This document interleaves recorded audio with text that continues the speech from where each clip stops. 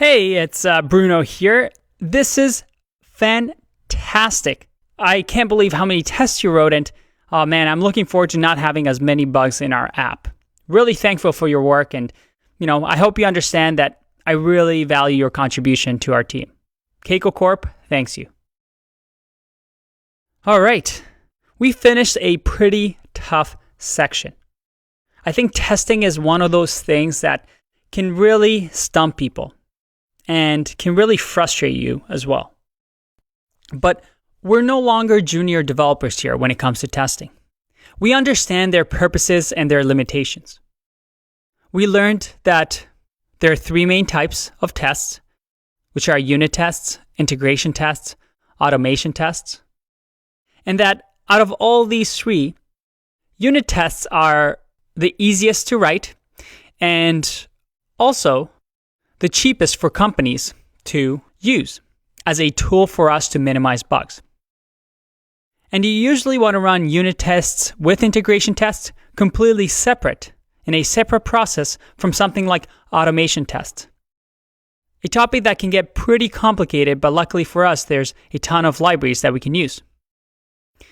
We also learned all the tools that are available in the ecosystem for us to test. At the end of the day, though, they're all very similar and they all try to accomplish the same thing. Simply test our code, assert some statements, run these tests, maybe spy on some functions, and then see the output, make sure they're passed, and make sure that we have a good code coverage. But we also learned that having a perfect code coverage isn't necessarily what you want to do. You never want to just strive for 100% code coverage because at the end of the day, those are just numbers. Everything depends on your application and what your goals are. So be careful with code coverage. It's really easy to get stuck in a hole where you're just writing tests that aren't good, but you're just trying to get that 100%. Focus on the quality of the test versus the quantity. We learned how tests can be run in different environments. And we also learned that React has enzyme and snapshot testing to really help us out with component rendering. They all made writing tests a lot simpler. Finally, we have a better idea of the testing environment. Tests are simply a way for us to use in development to make sure that our code as it grows is maintainable and produces less bugs as more people join the team and more people touch the code and code lines increase. Using all the tools that we have at our disposal, we're able to be smart about the tests that we write.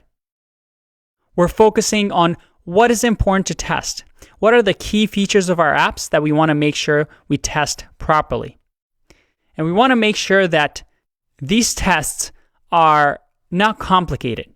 They're very nice and readable, so if anybody comes onto the team, they understand what the tests do. Remember, if a test becomes complicated, perhaps there's something in your actual code that could be fixed.